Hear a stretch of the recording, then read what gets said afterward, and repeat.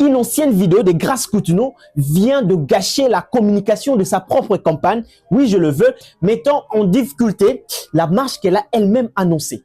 Moi j'ai déjà fait 24 heures, je n'ai pas péché. Je n'ai pas eu de pensée impure.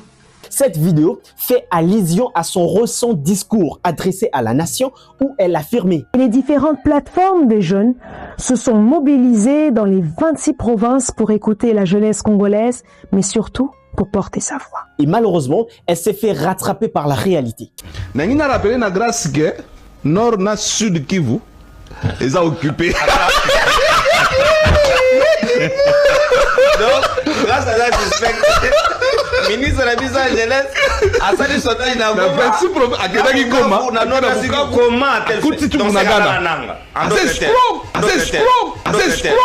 Et conséquence, la tempête médiatique continue de s'abattre sur son ministère et surtout sur sa campagne.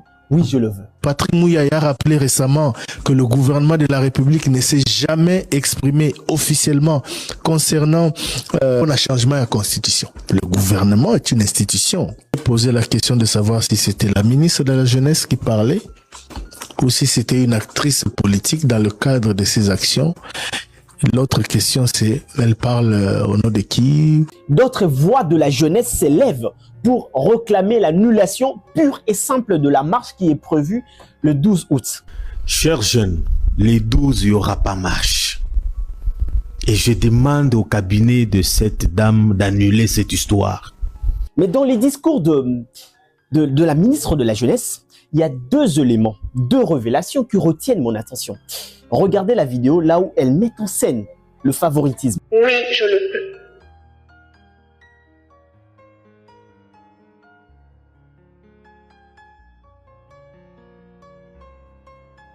C'est vous, de la part de M. Samy? Oui. Venez. Malheureusement pour vous, le recrutement est clôturé. Vous pouvez disposer. Je fais cette vidéo parce que j'ai vécu cette situation plus d'une fois. Il est temps que cela prenne fin. Oui, je le veux. Misala ezate, naza licencié. Kasi lelo nakoma na ngai wewa. Atako natanga pona kozala cadre. Oui, je le veux.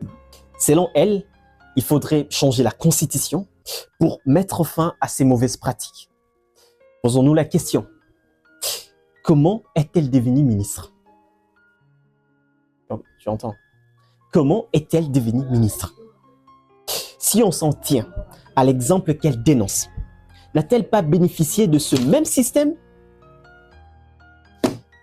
Elle veut afficher le valeur de la justice et du changement, alors qu'elle est elle-même le produit direct de ces mauvaises pratiques. La preuve en est, jusqu'aujourd'hui, les professionnels de médias et d'autres observateurs doutent encore ouvertement d'ailleurs, ils doutent ouvertement de ses compétences et surtout de ses qualifications. Un ministre de la République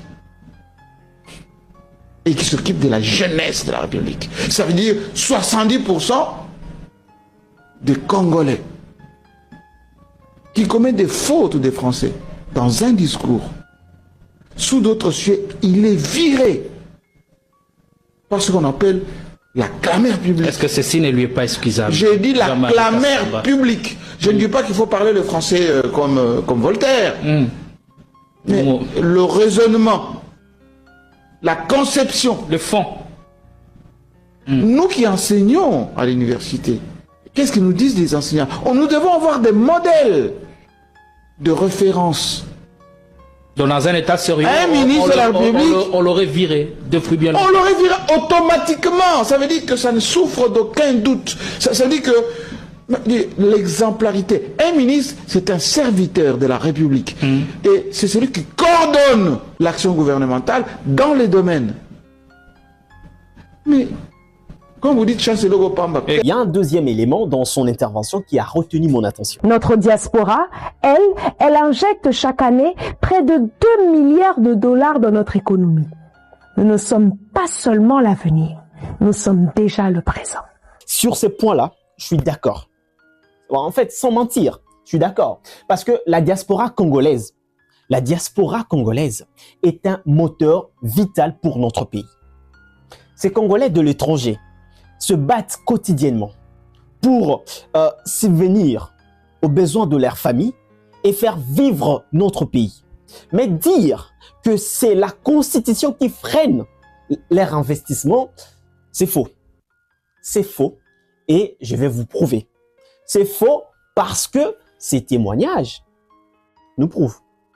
Amener Elon Musk en RDC avec tous les projets qu'il a, il va échouer. Donc si Elon Musk était né en RDC et qu'il lançait ses projets, il va sûrement échouer. Je t'explique pourquoi. Imagine tu es un développeur, tu es un entrepreneur numérique, tu veux briser la chaîne des chômages qui gangrène dans notre pays. Tu te dis que tu vas développer ton application pour apporter des réelles solutions aux problèmes de nos compatriotes. Imagine toi, tu passes des nuits blanches pour coder, développer, implémenter, corriger des bugs de ton système et une fois que tu l'as lancé, tu veux te chercher comment faire valider ton modèle économique auprès de la population pour que les gens puissent utiliser ton application. Tu te réveilles comme ça un matin, il y a deux papas, c'est des messieurs, l'un est ministre de l'économie numérique et l'autre ministre des Finances, qui viennent de signer un arrêté ministériel portant fixation des taux de droits, des taxes et redevances pour les acteurs du numérique en RDC. Ces deux papas-là viennent en guerre contre nous en tant qu'acteurs du numérique. Lorsque on crée son application ou son entreprise qui doit apporter des solutions, pour être autorisé à œuvrer en République démocratique du Congo, il faut que l'entrepreneur s'enregistre pour avoir le statut d'entrepreneur et cela doit lui coûter $3,000. Écoutez bien, $3,000. Et c'est un pays de malades. Donc tu peines à lancer ton projet, tu peines même à trouver des financements, tu le fais de ton propre effort, tu dépenses de ton propre argent et avant de lancer, on te demande $3,000. Mes chers messieurs les ministres, où est-ce que les jeunes entrepreneurs vont tirer les $3,000 que vous imposez? Ils n'ont même pas encore su établir leur business model sur le marché et vous les soumettez à cette exigence. Et voici maintenant les meilleurs à venir, ce sont les nomenclatures. Donc si ton entreprise œuvre dans les numériques et que tu lances une plateforme d'échange de documents à des fins commerciales, tu es dans les cloud computing, tu dois payer $15,000 pour que l'entreprise soit autorisée à œuvrer. $15,000. Si par exemple c'est pour une entreprise qui fait des signatures électroniques, des certifications électroniques, l'authentification des sites web, l'archivage électronique ou la cryptologie, tu dois payer $10,000 comme national et $30,000 comme étranger. Si par exemple tu as une application de e-learning comme par exemple Ancela que je viens de lancer, il me faudrait $2,000 que je dois devoir payer pour avoir l'autorisation que mon entreprise puisse œuvrer. Pour ceux qui lancent une application de fintech, $5,000. E-commerce, voyage, etc. $3,000. N'en parlons pas des SaaS, des Software as a Service, donc un logiciel qui pourrait être utilisé comme un service qu'on peut payer mensuellement ou annuellement. Et pour ça, il faut $5,000. Il y en a même qui arrivent dans les 75 à $100,000 pour ceux qui veulent implanter des centres de données tiers 1, tiers 2, tiers 3, tiers 4. Bon, imaginez maintenant comment est-ce que les jeunes vont se développer dans ce genre de situation. Donc ceci revient à massacrer la créativité et les efforts. Et voilà. Et vous allez me dire que ça, c'est toujours la cause de la Constitution.